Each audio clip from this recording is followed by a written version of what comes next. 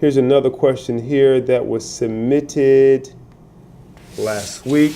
And so one person says that one of their biggest challenges and frustrations around increasing their sales is distractions from me. Not me, but from themselves, right?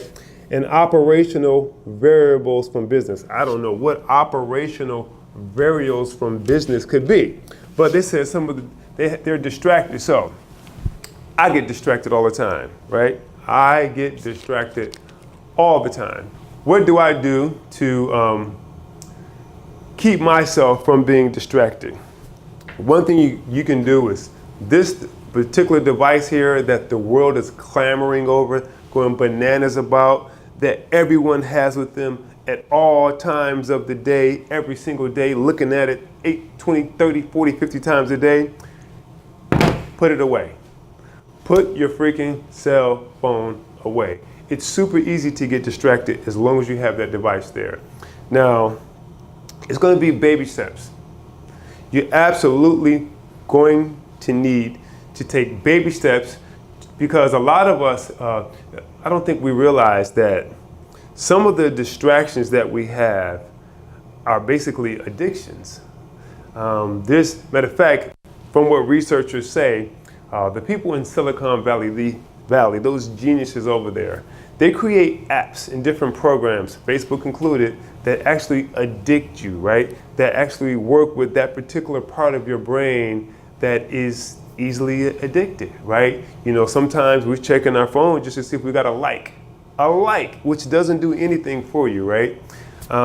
We're looking for an email response, or we're just surfing the net, almost like we would do with a remote control. But now it's even easier because before you would have to at least go find the remote control, but now this thing is on you. This is attached to you at all freaking times. And so we're just scrolling, and looking. Put the phone away. That's number one, right? Put the phone away. Don't wake up with your phone. If you can, get an alarm clock, like an old alarm clock or a digital clock if you can, right? Use that. Let that wake you up with some soft music or something like that, because most people hit the alarm, right, on their phone, and then they start looking at social media or email, and your day is gone, it's shot. From there, you can do it the night before or in the morning. Create a schedule. I mean, you have to stick to this schedule like the holy freaking grail. Create a schedule that you literally stick by to the teeth, right? And it's going to be tough. You're going to have to sometimes even take your phone, put it in a bag and zip it up and put it somewhere just so that you can focus, right? I don't even use the phone to create notes or anything like that anymore because it's just too distracting. You have a notebook, right? Every one of us has a notebook. Write your information in the notebook. First of all, when you write something, it's totally different from typing it, right? Not even typing, because we're not even typing on the phones. It's totally different from, I don't want to use the word, I was gonna say fingering it, or from tapping on the phone, right? It's totally different than that, because you're not gonna remember all the little bitty, 1 or 2 finger texting that you're doing, or the notes that you're doing. We have people who claim that they use their phone to keep track of business cards, but when you ask them, they can never produce it, ever, right? So use your notepad. It's going to use your notepad. It's going to help you remember, right? Then at the end of the day, you take that information and then you actually put it in an Excel sheet or something like that, right? I know it seems like you're doing double the work, but this is how you make your money, right? Of course, you can make it easier and take pictures of a business card and things like that, but you still have to go in and put notes in there, right? So get your notebook, make notes throughout the day. I saw this person, I talked to that person, etc., and then do it like that, right? Now, when you create your schedule, at night preferably, or in the morning, when you create that schedule, you really have to stick to it. I mean, almost reward yourself. And I would say when you first start your day, you should be focused on one thing. It could be a struggle for maybe an hour to an hour and a half. Now, most of us may not have that kind of focus, right? Or the ability to focus like that. Most of us have maybe used to working at a job where they tell us what to do, and we're already conditioned to do everything that we're told. We don't have to necessarily think for ourselves per se. So maybe start off with 15 minutes of focus, all right? I'm gonna go see this particular business or talk to this particular business, or 30 minutes of focus, right? Unfortunately, if we don't have any money, you don't have the luxury of, taking baby steps in doing certain things. But let's just say maybe you start off with just an hour for the first part of your day. For an hour, I'm going to prospect. That's all I'm gonna do. Put your phone in your car, because it's kind of rude anyway if you're talking with a potential business client and you're looking at your phone or what's going off or going on. Keep it in the car, right? And give them your undivided attention. Then go to the next business and the next business and the next business and the next business, right? Or you're on the phone, right? Unfortunately, you're gonna be on this phone, right? Which is gonna be tough again, right? And if you're at home, sometimes I'll just disconnect the internet from my laptop because I'm just taking notes or something like that. Because if it's connected to the internet, I'm going to check email. I may even and then email, sometimes they have links on each email that take you somewhere else. Next thing you know, I'm reading a blog somewhere. Then I'm on their Facebook account, I'm on their social media account. I'm lost. I'm gone. I'm done. Put a fork in me, right? So you don't want to do that. You want to stay focused by almost being less technology oriented, right? In your approach, because it can be very, very, very distracting. So create a schedule, create one thing that you're going to do for that first hour to 90 minutes, then take a break. Take a break. Take a 10-minute break if you need to, right? Then boom, focus for an hour on one particular thing, right? Then another hour. So if you think about that, let's just say you're starting off at 8 o'clock, and then you go 8 to 9:30. Then you go say 9:40 to 10:40. And then, you take your 10-minute break. And then you go 10:50 to 11:50. Then you go 11:50 or 12 o'clock to 1. That's almost the whole day for most people, because most people after lunch, they feel like, the day is over with and they're not really working that hard anyway. So if you can get 3 to 4 hours of super focused time in, the rest of your day will go way smoother. You'll be less distracted by creating a schedule that you stick to. Remember, it's not going to be super easy in the beginning. It's going to be a little bit messy, as they say, in the middle. And I've heard Mr. Sharma say it's going to be glorious at the end. So do that. Now, can I receive more demos about payment processing? What works, does not work, does not on gateway or devices and mobile Square-like systems? Well, here's the thing. You can absolutely receive those. Now, do you want to receive a ton of different demos? Probably not, right? What you can do, if you would like, you can actually, this could be a really good plug for some people. You could actually call different POS companies if you wanted to. And with those POS companies, you could ask them to send you a demo of how their program works on a mobile device. For EC, for here, there's only certain software programs that you need to know about that we specialize in. Like if you went to Apple, you wouldn't ask them, hey, tell me all the programs out there that work, all the apps that work on the iPhone. They're gonna look at you like, dude, are you crazy? Do you know how many programs are out there that work on the iPhone? So they're not gonna be able, they're gonna show you what their programs are and how they work. That's what you need the demos on. We can get that to you, no problem, which you should already have access to. Okay, one person says that motivation, they're not motivated. Well, how do you freaking get motivated, right? Do you have any bills, right? I think most people here probably do have bills. That could be one motivating factor. Another motivating factor for me could be, I like to actually help people. I really like to get in there and dig in and solve some freaking problems. Sometimes I'm strictly motivated by the challenge. Some people are scared to walk into a location or to approach this person or that person. No problem. And I'm not saying that I'm not nervous sometimes or or feel uncomfortable or even afraid.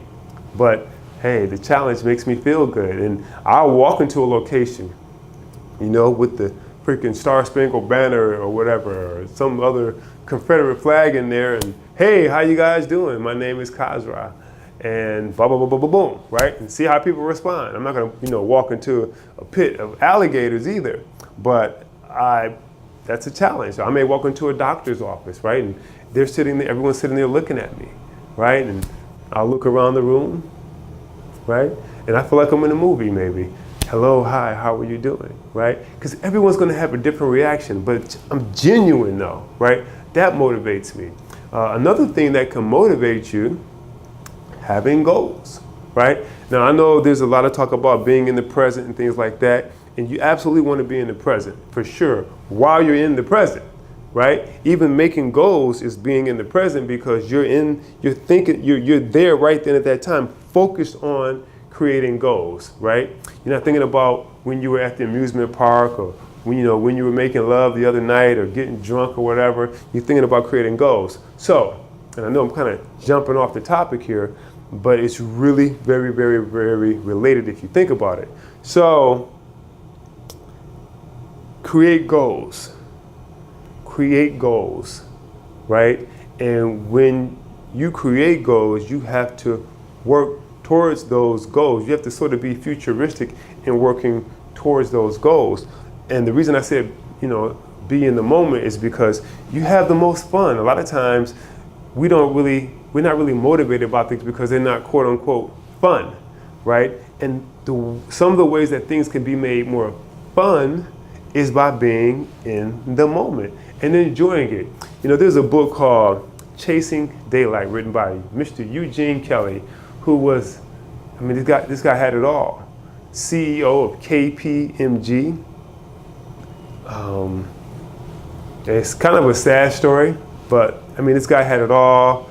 The summer home in Lake Tahoe, a home there, CEO, and his money was definitely not an issue. Power wasn't an issue. Control wasn't an issue. Had a schedule mapped out for a couple years.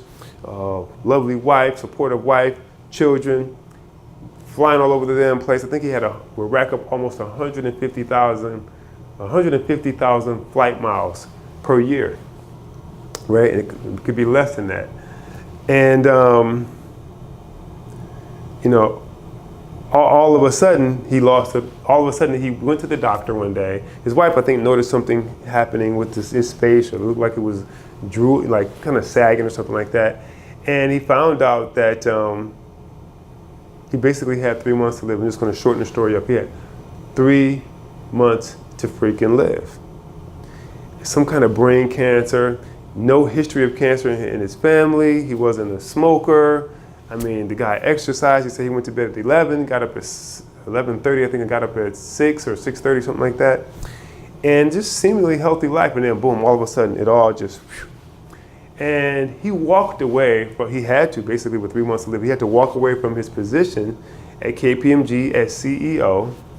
And he says that he couldn't make up the time, all the time that he lost, the moments he could be with his wife and with his daughter and doing various things. He couldn't make up that time, but what he could do is make sure that he would have more quality. He would make up what he lost in time, the quantity, he would make it up in quality.